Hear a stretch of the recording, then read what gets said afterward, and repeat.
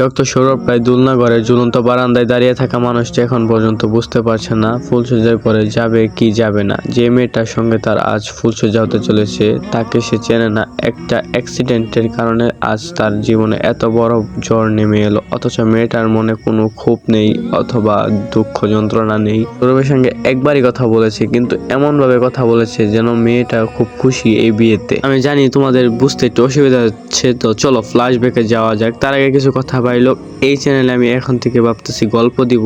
আশা করি তোমরা এবার পাশে থাকবা। যেহেতু প্রথম শুরু করছি, একটু ভুল হতে পারে, তোমরা একটু মানিয়ে নিও। আশা করি আমার ভাই লোক তোমরা আমার সাথে থাকবা। তো চলো বেশি কথা না বলে গল্প শুরু করা যাক। 4 দিন আগে কলকাতার সবচেয়ে বড় শাড়ি ব্যবসায়ী সৌমিন সেনের মেয়ে হলো মৌরি সেন। প্রচন্ড ছটফটে মুখে তার সবসময় পপকর্ন ফুটে। মৌরি এবার বিয়ে ফাইনাল ইয়ার, এখন পর্যন্ত একটা ছেলেকেও তার পছন্দ হয়নি, অথচ রূপে গুণে দুটোতেই সে লক্ষ্মী সরস্বতী। পড়াশোনায় ভালো, বাট তার গানের স্বরা অত্যন্ত সুন্দর, অর্থাৎ সর্বসেরা।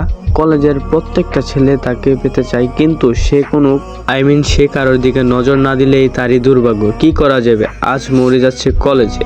বিয়ের প্রথম ইয়ার স্টুডেন্টদের সাথে আজ নবীনবরণ হবে, তাই থার্ড ইয়ারদের স্টুডেন্টের উপর দায়িত্ব পড়েছে মৌরি। সকাল মা, আজকে লাল আর নীলেতে যে মেশানো শাড়িটা আছে ওইটা আজকে পরে যাব।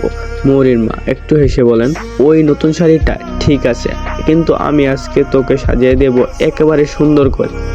মৌরি একগাল হেসে তার মাকে জড়িয়ে ধরে বলে, ঠিক আছে মা, তুমি তাই করো, আগে দাও শাড়িটা, আমি তো আগে পরি। আজ মৌরিকে লাল নীলেতে মেশানো শাড়িটা পরে একেবারে কনে বউয়ের মতো লাগছে।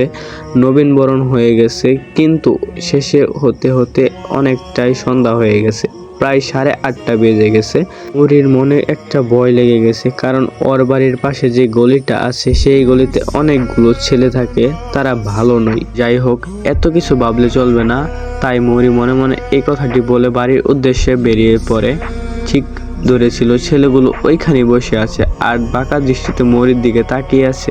মৌরি কোনো রকম কোনো উত্তর না দিয়ে পাশ কাটাতে যাবে, এমন সময় ওই দলের একটা ছেলে বলে উঠল, কি কোথায় যাচ্ছ সুন্দরী? মৌরি এত সুন্দর, পাড়ার প্রত্যেকটা ছেলে তার দিকে নজর, অথচ তুমি কারোর দিকে তাকাও না কেন? মৌরি কোনো কথার উত্তর দেয় না, কিন্তু হঠাৎ করে একটা ছেলে মৌরির সামনে এসে মৌরির হাত ধরে বলে, চলো একটু লং ড্রাইভে যাই। আচ্ছারণ বলছি, আমি কিন্তু এবার চিৎকার করব। আপনাদের লজ্জা করে না আমাকে এখানে একা পেয়ে আপনারা এসব করার চেষ্টা করছেন? তখন এক দলের মধ্যে থেকে একজন উঠে, কত কথা বাড়াচ্ছিস কেন? মেয়েটাকে তাড়াতাড়ি গাড়িতে তুল না। মৌরি আর কিছু চিন্তা না করতে পেরে চিৎকার করতে থাকে। এমন সময় কোথা থেকে একজন এসে অন্ধকারের মধ্যে মৌরিকে বলে, এটা আপনি ওনাদের মুখে মেরে দেন তাড়াতাড়ি। মৌরি তার কথা মতো যে লোকটা ওর হাত ধরেছিল তার মুখের মধ্যে ওইটা ছড়িয়ে দেয়, আর ওইটা কিছুই ছিল না, ছিল হচ্ছে অ্যাসিড, যেটার কারণে ওই ছেলেটার মুখ জ্বলা পোড়া করা শুরু করেছে। এগুলো দেখে ওই ছেলেটা মৌরির হাতে ধরে দৌড়ে এক সাইডে মৌরিকে নিয়ে চলে আসে। তা দেখে মৌরি ধন্যবাদ জানানোর সুযোগটা পায়নি, সে ওখানে উপস্থিত নেই।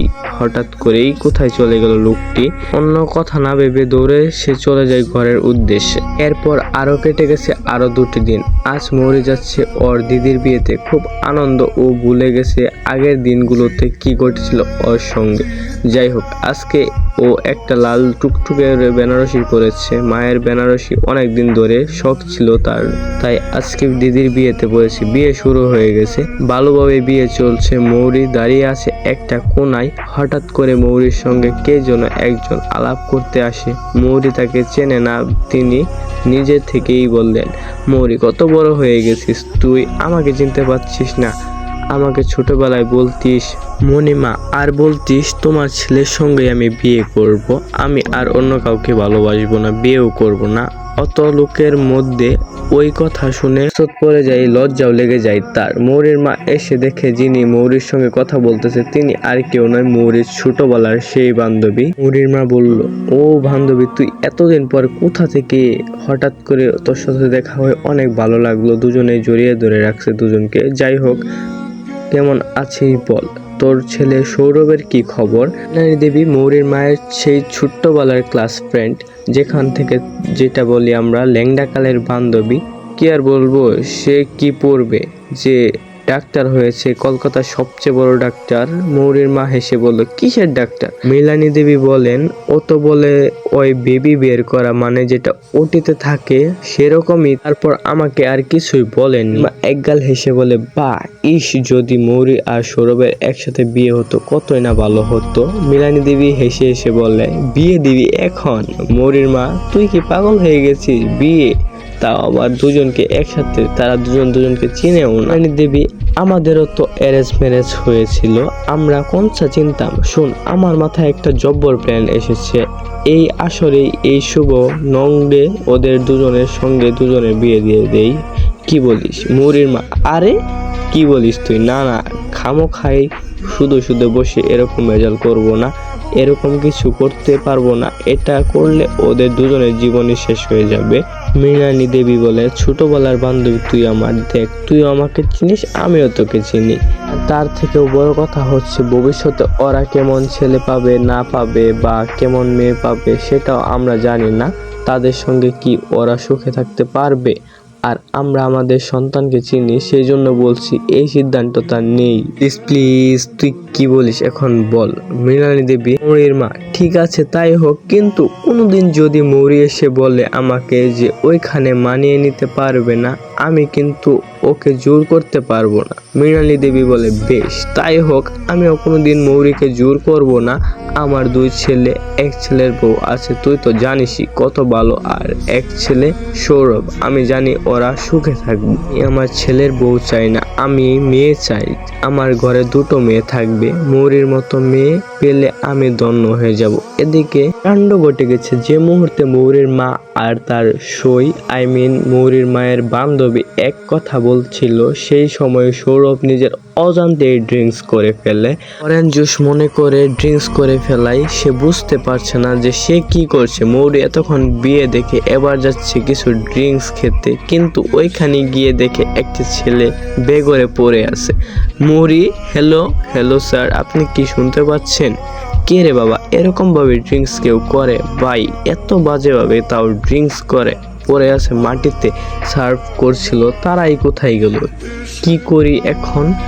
একটা কাজ করি, ওনাকে নিয়ে গিয়ে পাশে যে গেস্ট রুম আছে ওইখানে বসাই। নিয়ে মৌরি পাশের রুমে যেতে যাবে, এমন সময় বলতে থাকে, বাইরে ভাই, লোকটা কি ভারী রে। আর যেহেতু সৌরভ বেঘরে ছিল, তার হাত লেগে একটা পানির গ্লাস ভেঙে পড়ে যায় মাটিতে। মৌরি তখন ওখানে কাউকে উপস্থিত না দেখতে পেয়ে কাঁচের টুকরোগুলো তুলতে থাকে। সৌরভ নেশার ঘরে ওই কাঁচের টুকরোতে হাত দিয়ে হাতটি কেটে ফেলে। তারা দুজন এক রুমে, হঠাৎই সৌরভ মাতাল অবস্থায় তার দিকে ঝুঁকে পড়ে। ঠিক তেমন সময়ই এর পরের পর্বে কি আছে এটা দিয়ে তোমরা জানতে চাও, অবশ্যই চ্যানেলটা সাবস্ক্রাইব করে তোমার এই ভাইয়ের পাশেই থাকবা। আর যেহেতু আমি ফার্স্ট ভয়েস দিতেছি, জানি না কেমন হয়েছে, তাও তোমরা একটু অ্যাডজাস্ট করে নিও, আশা করি ফিল পাইবা। আর এমন সময় তোমাদের সাপোর্ট অনেক দরকার আমার, আশা করি তোমাদের নিয়ে অনেক দূর এগিয়ে যেতে পারবো ইনশাআল্লাহ তাআলা। তো তোমরা নেক্সট পার্টের জন্য সবাই অপেক্ষা করো। আসসালামু আলাইকুম।